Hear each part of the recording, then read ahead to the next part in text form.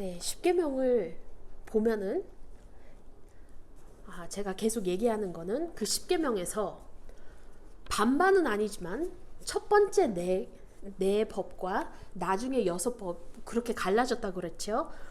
첫 번째 4개 법은 계명은 하나님에 대한 우리가 하나님을 예배하는 자세와 하나님하고 관계를 말씀하고 있고, 또 나중에 6개 계명은 우리가 이웃하고 다른 사람들하고 관계를 말씀하고 계십니다. 그러면 오늘의 출애굽기 20장 16절에서는 내 이웃에 대하여 거짓 증거하지 말라. You shall not bear false witness against your neighbor.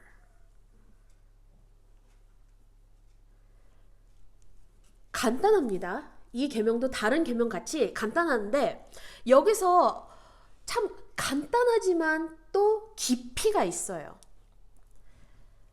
뭐라고 합니까? 계명은 이해하기는 어렵지 않아요? 거짓 증거하지 말라, 위증죄 하지 말라, 거짓말하지 말라. 그 말이죠. 거짓말하지 말라. 누구한테? Against your neighbor. 너의 이웃. 여기서 자신의 이익을 위해서 거짓말하지 마라. 그 말이에요. 그래서 어색하면 손 안 들으셔도 되는데 거짓말 한 적이 있는 사람. 두 손, 두 발 다 들어야 되겠죠? 어쩔 때는 나는 거짓말 안 하기 위해서 노력하는데도 나도 모르게 거짓말 할 때가 있어요. 그게 언제냐? How are you? I'm fine. 그렇게 그냥 쉽게 넘어갈 때. 너무 그렇죠? How are you? 진짜 괜찮지 않은데 괜찮은 척하면서 거짓말하는 거. 너무 쉽게 사회적으로 우리가 거짓말하게 되는 것들이 있어요. 어쩔 때는 특별히 secretary 같은 사람들, 그런 직업 같은 사람들은 자기 보스 위에서 거짓말을 해야 될 때가 있어요. 클라이언트가 전화했는데 보스는 나 없다고 해래. 그러면 어떻게 해요? 없어요 하면은 거짓말이고, 보스가 없다고 해요 하면은 직업을 잃을 수도 있고 잘릴 수도 있죠. 그러니까 사회적으로 우리가 거짓말 해야 될 때도 있고, 거짓말 안 하면은 너는 세상이 어떻게 돌아가는지 모른다라고 우리가 욕먹을 때도 있고, 어려움이 많지요, 그리스도인으로서. 하지만 하나님은 우리한테 거짓말 하지 말아라, 거짓 증거를 하지 말아라 우리한테 말하십니다. 그러면은 이 거짓말에 대해서 이게 어떤 시츄에이션에서 우리한테 말씀을 주셨는지 한번 자세히 봅시다. 이건 그냥 거짓말 하지 말아라, 그냥 사람들하고 대화할 때 거짓말 하지 말아라도 맞습니다. 근데 어떤 상황에서 특별히 거짓말 하지 말아야 되냐? 법원, 사법 상황에서 진실을 말하는 것을 바랍니다. 이거는 법정에서 위증을 금지하는 것입니다. perjury. 아시죠? 영어로 perjury. 우리가 법원에 가가지고 witness는 어떻게 해요? 증인은 어떻게 해요? 성경에다가 손을 얹고 맹세하잖아요. 나는 진실을 말하겠다. 성경에다가 왜 손을 얹게 해요? 하나님의 말씀이 우리한테 거짓말하지 말으라고 그런 계명이 있으니까, 하나님이 그런 계명을 우리한테 줬으니까 우리가 거기에다가 성경에 손을 얹고 맹세하잖아요. 그래서 법정에서 위증을 금지하는 것이다. 생각해 보세요. 이스라엘 백성들이 어떤 상황에서 이 법을 얻었냐요? 그냥 잘 먹고 잘 살 때 하나님이 주신 건가요?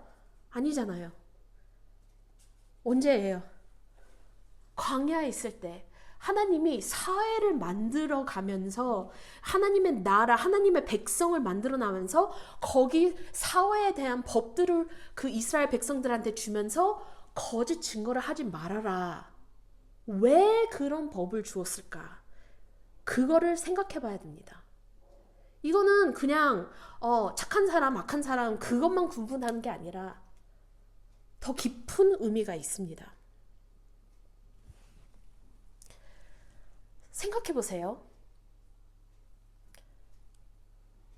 그 상태에서 그 광야에 있을 때 판사의 주목을 받은 모든 문제는 이게 아주 심플하고 간단한 이유일까요? 아니면은 심각한 범죄일까요?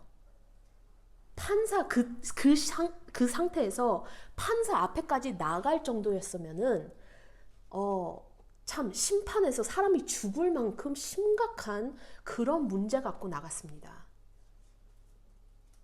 단순한 것까지 싸운 게 아니라 굉장히 심각한 문제.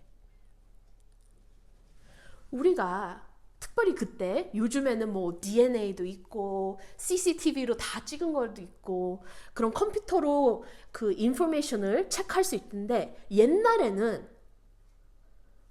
무죄나 유죄를 어떻게 증명했을까요? 에비던스도 있겠지요. 뭐 이렇게 아이템으로 뭐 보여줄 수 있고 근데 그때 굉장히 중요했던 거는 증인을 통해 가지고 사람이 무죄인지 아니면 유죄인지 그거를 결정했습니다. 근데 성경에서는 한 사람으로 안 돼요. 두 사람 이상. Two witnesses.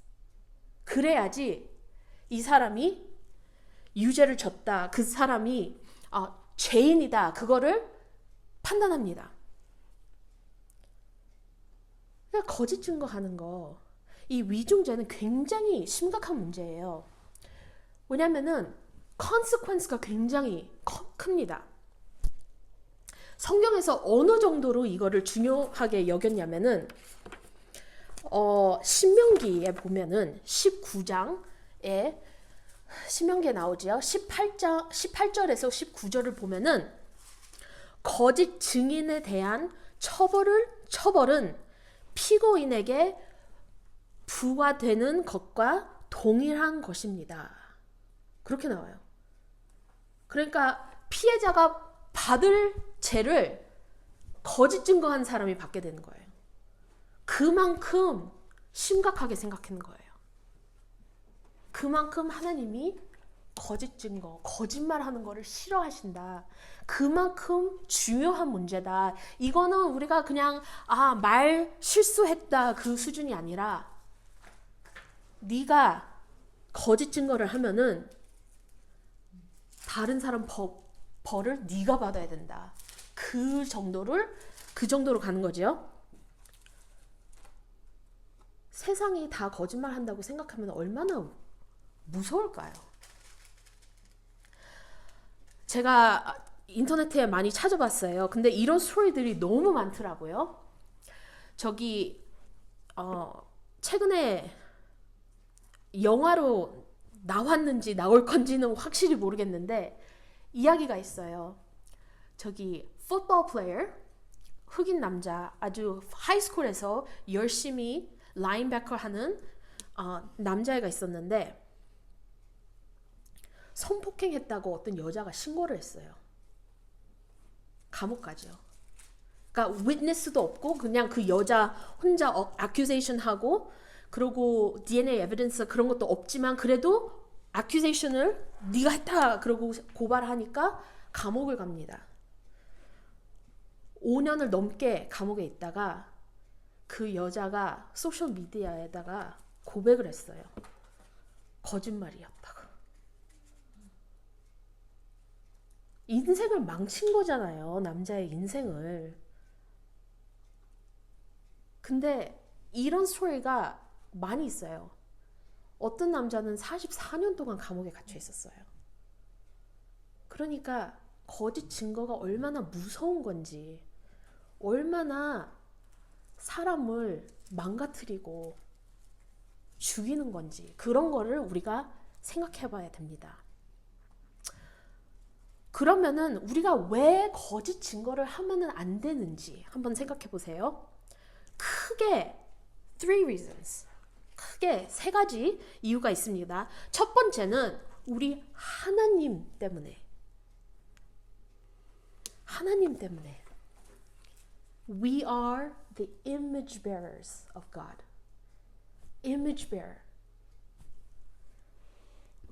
We reflect His character. 그러니까 우리의 하나님은 거짓말하는 하나님이 아니라고 성경에 말씀하십니다.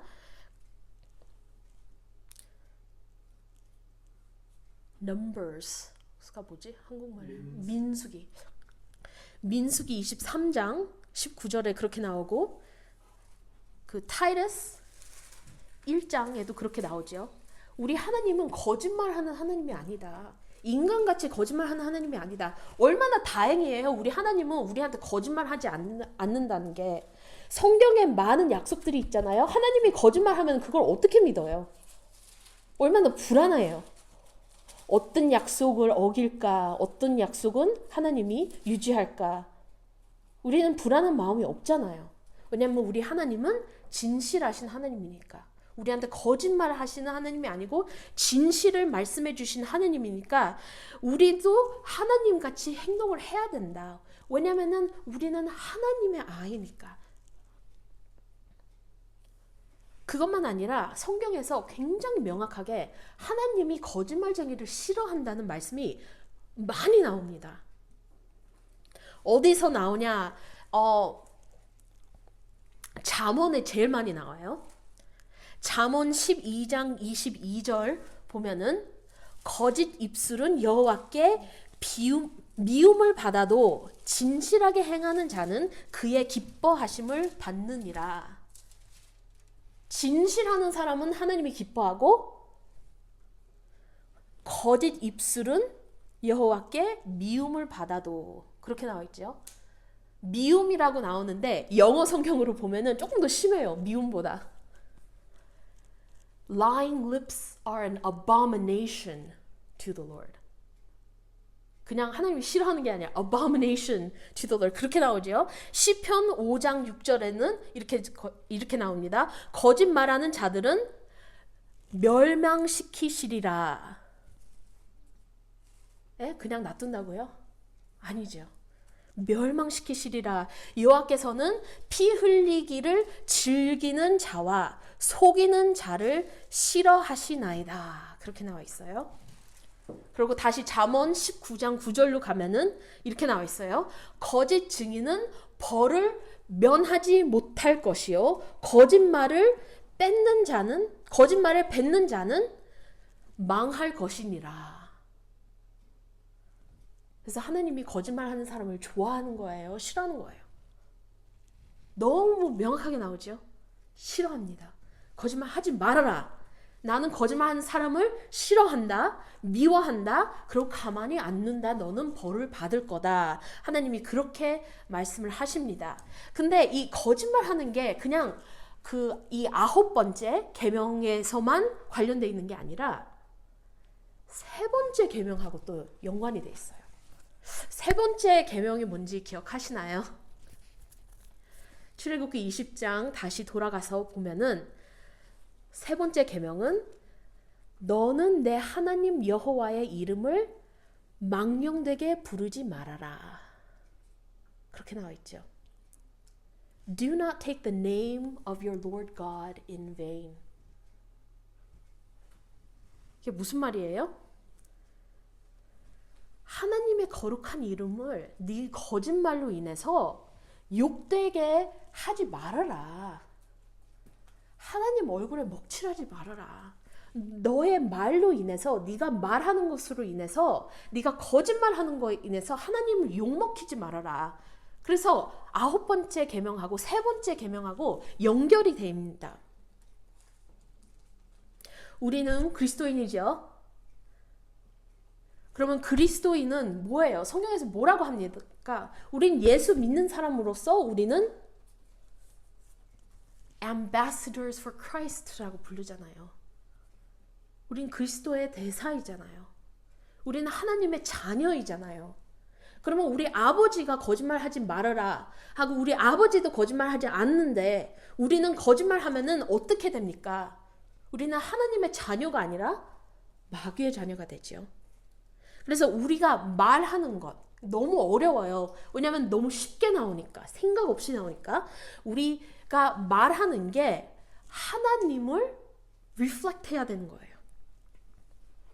우리는 진실을 얘기해야 되지 거짓말하면은 안 된다. 그게 첫 번째 이유였어요. 우리 하나님 때문에.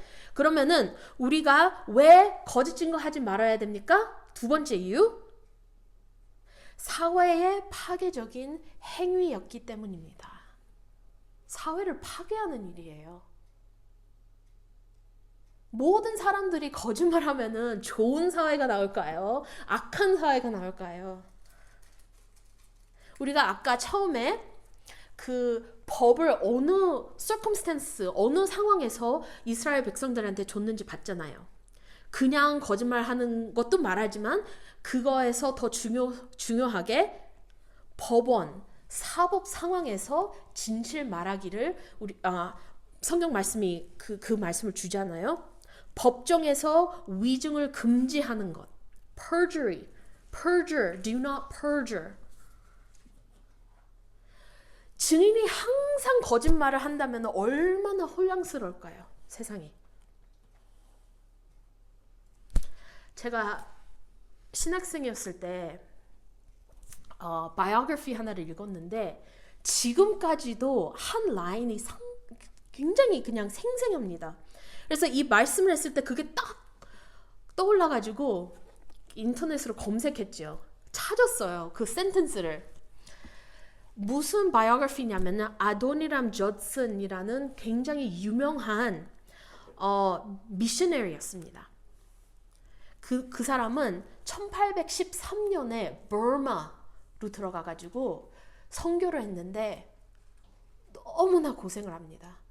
진짜 말도 못하게 고생을 하고 부인도 죽고 아이도 죽고 하여튼 상상 이상으로 고생을 하는데 고통이 이거예요.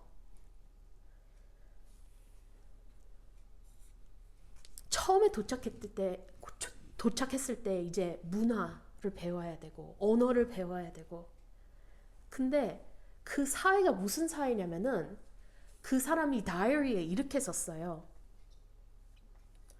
Lying is so common and universal among them that they say we cannot live without telling lies. 사람들한테 첫 선교하는데 이 사람들은 진실말을 할 줄 모르는 사람들. 그런 사회에 가가지고 전도를 하려니 그런 사회에서 정직하게 살라고 하니 얼마나 힘들었을까. 난 지금도 그 책을 읽으면서 그런 상황이었구나 라는 거를 너무나 놀랍게 받아들였습니다. 그 사람이 얼마나 고생했는지 한 사람 전도하기 위해서 얼마나 걸린지 아세요? 6년이 걸렸어요. 한 교회 세우는 것도 아니고 조그마한 개척교회 세우는 것도 아니고 한 사람을 예수 믿겠다고 그 Yes Lord, I believe 그 말 나오기 위해서 6년을 거쳐서 고생을 합니다.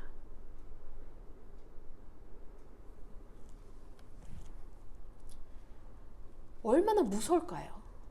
사람들이 계속 항상 거짓말하면 나의 남편이나 나의 아이들이나 나의 자식들, 같이 일하는 사람들, 나의 이웃들이 모두 다 거짓말하고 면은 맨날 의심하잖아요. You look nice today. 거짓말인가? 어떻게 내 얼굴에 뭐 묻었나? 나의 남편이나 부인이 I love you 하면은 항상 뒤에서 의심하죠. 바람피나? 왜 이러지? 거짓말 하면은 불안할 수밖에 없습니다. 근데 이게 정상이라면은 얼마나 불안해요. 사람의 마음을 알 수가 없고 진실을 전달할 수가 없잖아요. 근데 우리 사회가 갈수록 이게 괜찮다고, 괜찮아. Your truth is different from my truth. 그렇게 말하지 않습니까? Your truth하고 my truth. 그건 뭐예요?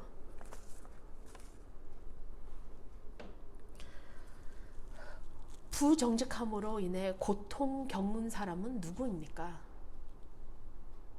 법원에서 부정직함으로 인해 고통 겪는 사람은 누구입니까? 잘못하지 않은 피해자가 다 뒤집어 쓰는 거잖아요.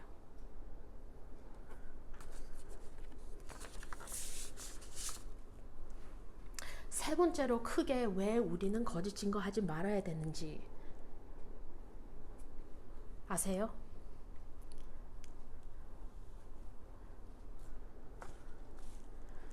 우리는 우리 이웃을 사랑해야 하기 때문에. 그게 세 번째 큰 이유입니다. 아까 말했지요. 출애굽기에 나오는 10계명에서 첫 번째 네 계명은 하나님을 사랑하는 것, 하나님을 우리가 어떻게 예배하는 것, 나머지 6개는 우리가 우리 이웃에 대해 관계. 근데 그것을 성경에서 summary로 하면은 어떻게 해요? Love God and love neighbor. 그거잖아요. 이웃을 사랑하라. 이 계명을 왜 주셨습니까? 우리가 이웃을 사랑하기 위해서.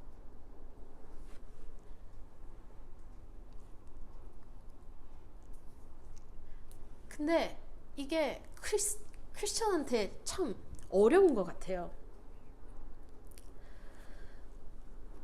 우리는 거짓말할 때 어떻게 쉽게 나올 수가 있으니까 정당화하기 위해 다른 단어를 사용합니다. 거짓말이라고 쓰지 않고 lie라고 쓰지 않고 다른 말로 이렇게 살짝 바꿔서 조금 괜찮게 얘기하죠.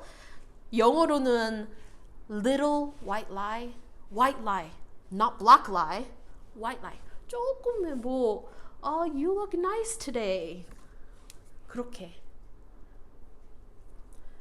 untruth 라고 부르죠.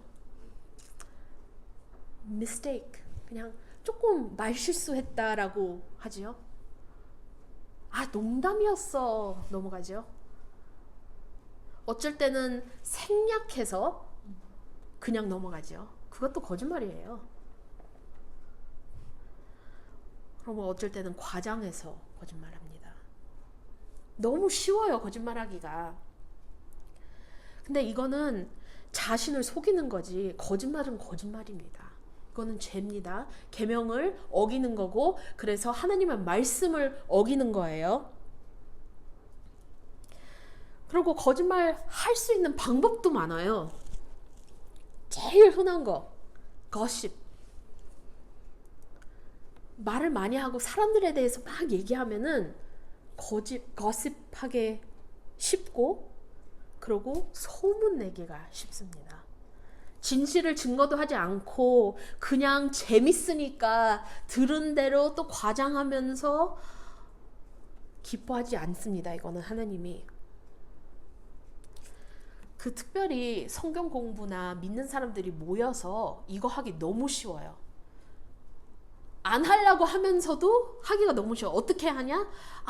누구가 이런 어려움이 있는데 그 사람 위해서 기도하자 그러면서 이제 그 사람 사생활에 막 파들긴, 그게 거습이에요.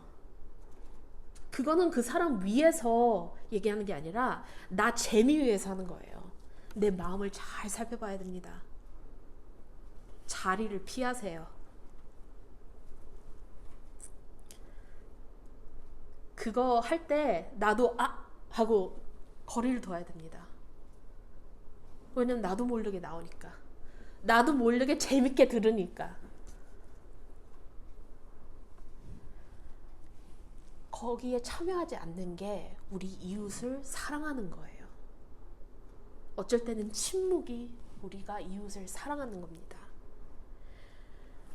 어떻게 우리가 이웃을 사랑합니까? 거짓말 하지 않는 걸로 사랑할 수 있지만, 우리는 성경에서 어떻게 나와요?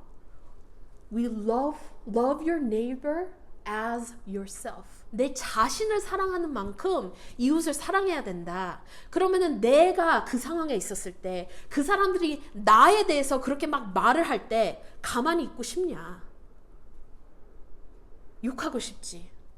그만하라고 말하고 싶지. 그러니까 왜 그거를 참여하냐? 왜 거짓말을 하냐? 하지 말아라. 네가 당할 것 같이 생각을 해봐라. Change the situation. 그 말이죠. 그러면은 거짓말하지 말아라. 굉장히 간단한 계명이지만 참 많은 것들이 포함되어 있습니다. 이거 안에. 내 이웃에 대하여 거짓 증거하지 말아라. 그러면 우리가 어떻게 진실을 말하는 사람이 되고 거짓말쟁이가 되지 않기를 어떻게 우리가 그렇게 합니까? 한 군데에서는 예수님이 말씀합니다. 마태복음 5장 37절부터 읽으면은 예수님이 맹세에 대해서 말씀을 하십니다. 우리는 지금 계명에 대해서 맹세에 대한 말은 아닙니다. 근데 관련이 있어요. 예수님이 37절에 이렇게 말씀하십니다. 오직 너희 말은 옳다 옳다 아니라 아니라 하라. 그게 뭐예요? Let your yes mean yes and no mean no. 네가 거짓말하는 사람으로 알아서 다른 사람들이 네가 네 하면은 아니야 믿지 마. 그거 말고 네가 네 하면은 네가 옳다 그러면은 사람들이 믿을 수 있게끔 믿을 만한 사람이 되라. 네가 아니다 하면은 쟤는 아니다 했어. 그래서 절대 마음 안 바꿔. 그렇게 성실한 사람이 되라. 그게 예수님의 말씀이에요. 그게 포인트예요.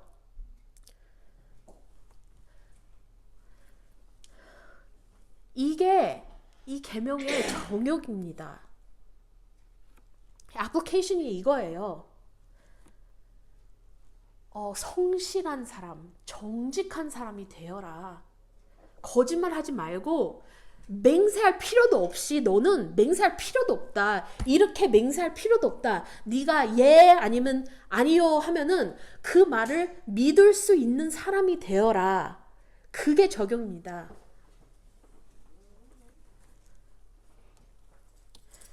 우리가 말하는 거는 하나님을 represent 하는 거잖아요. 그리고 그게 우리 하나님의 관계에 영향이 가고 우리 이웃의 관계에 영향도 갑니다. 그래서 우리는 그리스도인으로서 지혜롭게 진실을 말하는 사람들이 되어야 됩니다.